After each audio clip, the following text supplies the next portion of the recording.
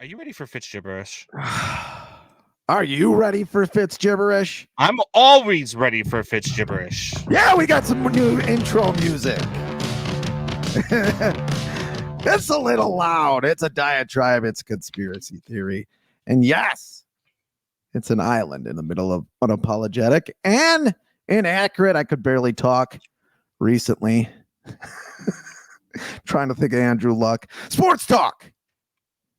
The future, you say, Combs? I'm gonna ramble.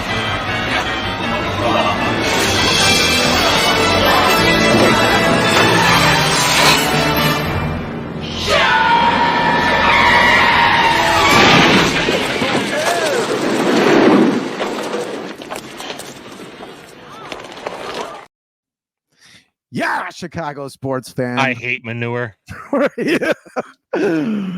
This year, were you Marty McFly or were you Biff? You were in a time machine as a Chicago sports fan. You're Biff. You would not come back to this past year. I'm Biff. Shut up, Combs. No, I was talking about Chicago sports fans are Biff. Yeah, we are Biff. For Chicago sports fans, the year of 2023 is mercifully over. The Bulls were the only team to make the playoffs after placing 10th in the Eastern Conference. That's not even the playoffs. Stop screwing with my playoffs, America. It's like building a trophy case for participation trophies. The White Sox were the most underachieving team in the league. The Blackhawks look like they have a generational talent in Bedard. If his mom can keep her pants on and they can stop losing 8-1 like they did on New Year's Eve. It's not what happened. They did lose 8-1. The Cubs had a 94%. I got a 94% chance. I got it right. 94% chance to make the playoffs. And did they do it? No!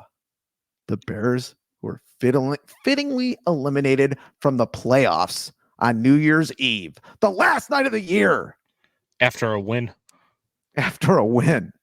The Bears win next week, and we already talked about it, but I'll go over it again. They would have won one of the 3 games we talked about. They'd have a 99.997% of making the playoffs this year, and they blew it. I got to stop screaming. There is an old mediocre song by the Byrds called Turn, Turn, Turn. That starts to everything. Turn, turn, turn. There is a season. Turn, turn, turn. And I wasn't going to sing this. And a time to every purpose under heaven. Why am I reading the lyrics from a mediocre song?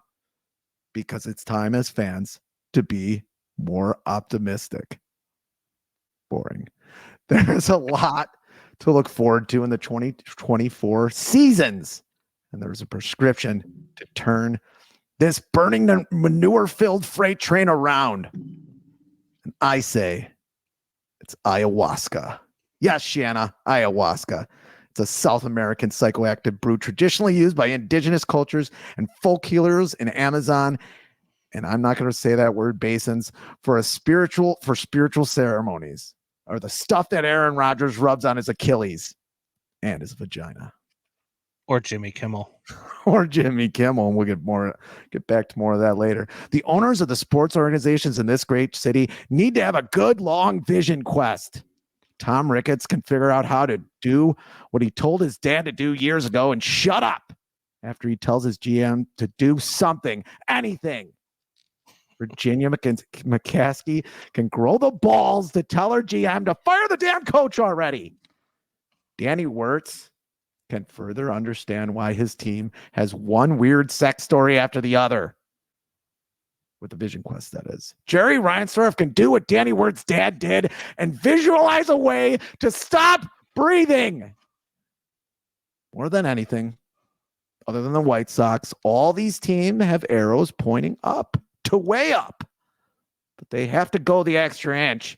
The last inch that usually seems like a mile, or in my case, I wish it was a mile. I remember writing that line. Change their perspective, innovate, care even, and be a little bit more optimistic. It can be contagious. My New Year's resolution is to take the advice of my older brother John and be a more optimistic sports fan. Hell, even Combs admitted to me today that the Sox might have an outside chance to win the Central. At the very least, can the owners in this city see themselves as more a Marty McFly and less a Biff? Combs, to you, sir.